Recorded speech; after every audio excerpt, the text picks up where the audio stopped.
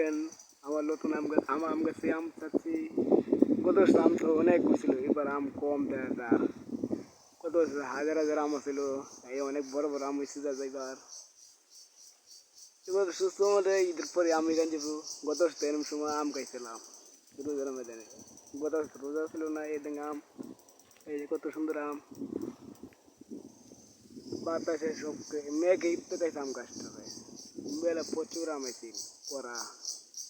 দর্শক এই দেখেন আমার আম গাছে আম হয়ে গেছে অনেক অনেক হাজার হাজার আম। এবার পলর কামাইব অনেক আম শুকিয়া। মাশাল্লাহ, আলহামদুলিল্লাহ, আম হয়েছে অনেক, লাখ লাখ শুকিয়া আল্লাহ। এই যে দর্শক